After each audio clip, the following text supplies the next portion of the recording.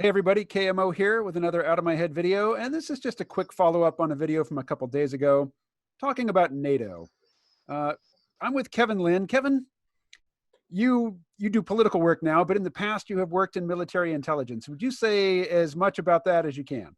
Oh, sure. I was commissioned a second lieutenant in the Army into the infantry in 1982, and then I was branch transferred to Intelligence Corps in 84, and there I remained until 1991. And the work that I did was on the human and counterintelligence side of the house. And yeah, go ahead. Well, you were working at SHAPE, Right. SHAPE. What is that? SHAPE is part of, it's NATO. Its SHAPE stands for the Supreme Headquarters Allied Powers Europe, whereas NATO is more the political arm, SHAPE is the military arm. That's where your commands are. They're looking at the theater, it's all military. And you were working at SHAPE when the Berlin Wall came down. I was. And the funny thing is, the day that it came down, I happened to be back in the DC area on temporary duty for a few days, and I got to watch it come down from my television, unfortunately. But I was in Las Vegas for the, well, NATO, North Atlantic Treaty Organization, was a response to the Warsaw Pact, which was basically the Soviet Union's collection of military allies, although maybe not willing allies. The question is, NATO, which is basically a holdover from the Cold War, is it still in the U.S. interests to be a member of NATO? It's interesting. I really appreciated your video on this topic and certainly there's some great responses, comments under it. I think it's a question of, does the good outweigh the bad? We are in this era of a fourth turning, which is a time when old institutions don't just have issues, but they get tore down. And I think NATO, whether it's NATO, Bretton Woods, all of these post-World War II institutions that were created, I think we're going to see a lot of changes, and I think we're going to see their dismemberment. I think on the bad side of the house, as you stated, NATO was a counter to the Warsaw Pact. And when the Warsaw Pact evaporated, I think NATO should have either seriously retooled its mission or just disbanded altogether and left the Europeans and the United States and Canada to kind of work out how we should get along and how we should cooperate on it from a military standpoint. Because my concern, the overriding concern, is when you have a military sitting around, there's always going to be a proclivity to using it. You might find, oh, let's go into Bosnia, which they did. There are any number of NATO military roles. And they extend cross theater, and that includes Turkey as well. And right now, as we see the geopolitics changing to such an enormous degree, should certain countries still remain in NATO? Or should some countries actually join a NATO? What I take issue with is we did, and this came out probably 10, 15 years ago, was classified, but we did promise Gorbachev that we would not expand NATO. Other than 1 inch eastward. Yeah. Exactly, not 1 inch east.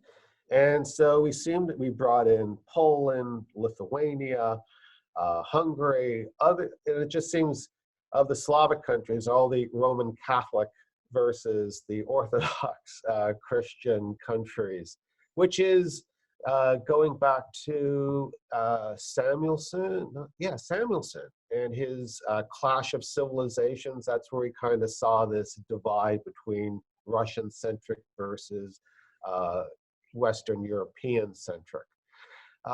I think there's all kinds of opportunities for mishap there. In that, for instance, we might give the Lithuanians and the Poland a false sense of security, and they may be more aggressive in their dealings with Russia, thinking that this NATO alliance will be there for them. I recall a comment by a mutual friend of ours, Dmitry Orlov, several years ago, not even just a couple years ago. We positioned a armored battalion in Lithuania, and he said, well, it'll just give the Russians something to shoot at, which is essentially probably more true than not. So I think it gives a false sense of security to the NATO allies who are economically and quite possibly even politically more dependent on ties with Russia than they are with the West. Certainly, when you look at their dependence on Russian natural gas. These are things, I mean, the world is changing. And I would imagine from a geopolitical standpoint, a hegemon standpoint, an American empire standpoint, we might want to be very cautious here because all of a sudden we can find that we're no longer in that club, or there might be more reason to have strong trade relations with Russia than possibly the US, certainly when it comes to energy and things like that. But at the same time, the world's evolving. And I like that concept. I forget the name of the author you mentioned. Maybe we need an Anglo-Canadian-Japanese alliance, because when you look at it, we get to skip both sides of the Atlantic and both sides of the Pacific. China is this rising power, and they have used the dollars earned from the manufacturing base we shipped off to them to build a strong military. I mean, this is not your father's People's Liberation Army. Particularly the Navy. Particularly the Navy. Now, the Navy, they still have they'll probably never catch up. I don't imagine them really catching up with the US. We have a 100-year tradition. And amazingly, when countries go to war, prior to developments in the US, like the National Training Center, where we would send whole battalions, even brigades, to this place in Irwin, California, and they would literally fight it out in the desert. And they learned a lot of combat fighting skills there that typically you don't get until you're actually seeing the shooting. And typically what would happen in the US Army is the colonels would get promoted to general because they're the ones who are closest to the troops.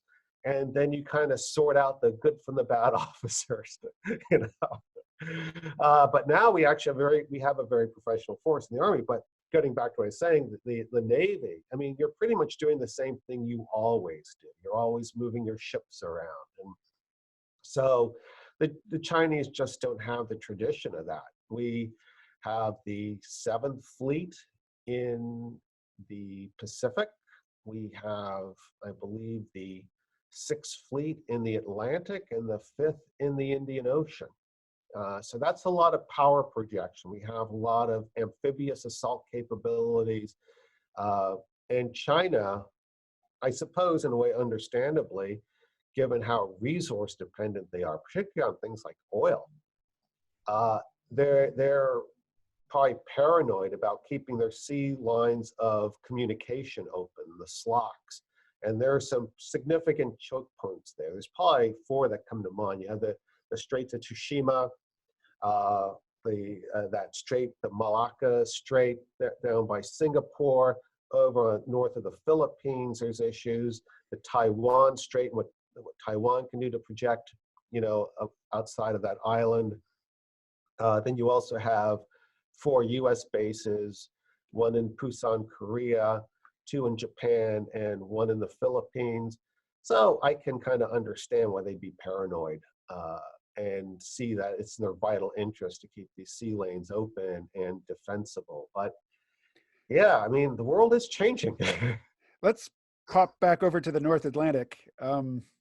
With NATO, one of the problems that I have with it is that NATO countries, member states include Turkey and Hungary, and Viktor Orban and Recep Tayyip Erdogan.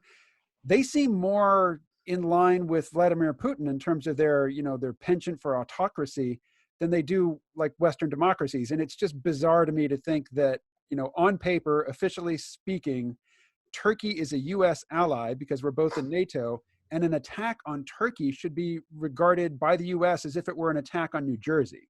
which they just don't seem like an ally to me, in the sort of intuitive way, not on paper, but, are their goals aligned with ours? It doesn't seem like it. Yeah, and there was always friction, even during the Cold War, between Greece and Turkey over the Cyprus issue. And culturally, and I think, this is a hit on Europe, generally speaking. For 50 years, the Turks tried to win the respect of the Europeans. Their involvement in NATO, and quite frankly, very loyal involvement in NATO, was evidence of that. And they just wanted to be kind of considered European, but the Europeans just did not seem prone to bringing them in to that community. They just viewed them culturally as different. And I think that's tragic, because with that repulse has come a removal of, a lot of the foundations that Ataturk had laid to make them a very secular state, a very pro-Western state. And so at this point, what we've seen is, taking advantage of their freedoms, they've opted to go to a more, I wouldn't say more autocratic, but certainly less secular ruler who behaves very autocratically. Because the deep state itself in Turkey was always evident. When a leader would get a little too autocratic, a little too dictatorial, or kind of go off the reservation with regard to religion, the military would intervene, right the ship, declare martial law, clean things up, get new elections, get things back on track. That was, I think they attempted to do that, and for whatever reason, Erdogan was able to upend it, and that really ended it. The military's hold on Turkey. So Erdogan really, as you were saying earlier, he's very powerful at this point. And he's not averse to using religion to augment his power. And as you said, absolutely, because he kind of came up ranks with that. And interestingly enough, the one thing that kept Turkey from resurrecting the Ottoman Empire was that the countries are Muslim, that it would have to influence or take over in some aspect, which would be anathema for a secular power. But hey, let's go back, let's create a Muslim state, and we've got the water, let's just get all the oil too. That's got to be in the back of someone's mind. So you've been articulating, a lot of the reasons why I think that the U.S. being a member of NATO, particularly a member of NATO, which supplies a disproportionate amount of the warm bodies and the hardware and the money, to defend the integrity of Turkey, or Hungary or Lithuania. This just doesn't seem to be squarely in our interests. I don't think so. I'm sure the Poles would prefer us to be there and have a strong presence, but things have changed in the last 600 years. There is no longer the Polish-Lithuanian Commonwealth, where they were, at the end of before the 30 Years' War, doing quite well against, the Russians and the Austrians and the Germans. That's just probably never going to resurrect itself. It might, but I like North Korea, like every other power. I'm sure they like Iran. I'm sure they'd like to have nuclear weapons too. To kind of be able to counter that, ultimate power that a nation that they see as an aggressor like Russia having. So, North Korea has demonstrated if you have nukes, the big boys treat you with respect, and Gaddafi demonstrated that if you give up that project, you're probably going to get killed. Yeah, the first Iraq War, that lesson was learned by everyone. Because number one, don't let the U.S. mass. Number two, have nukes. And if you have that, you're good to go. But so that's kind of the world we live in. It's probably going to be a less safe world. We as U.S. citizens have benefited greatly from Pax Americana, what our fleets and armies have been able to do. But I think that's all changing. Well, And, I only asked for 10 minutes of your time, and I've taken more than that already. oh, wow. Okay. It's fast, doesn't it? Yeah, it does. It does. Well, I think in the end, drive through your cities and your towns, and you can see where the money hasn't been spent. Maintaining a military is very, very expensive and a huge drain on resources. And that's where we chose to put it. And I don't think that's in the best interest of America. So for no other reason, I think we need to get more inward focused. And there is no Soviet Union anymore. There hasn't No. been for 30 years. No, gone. I don't think anyone really liked it anyway. Not even the Soviets. All right. Hey, Kevin, thank you very much. I will talk Thank to you you, again soon. Camo. You bet. Take care.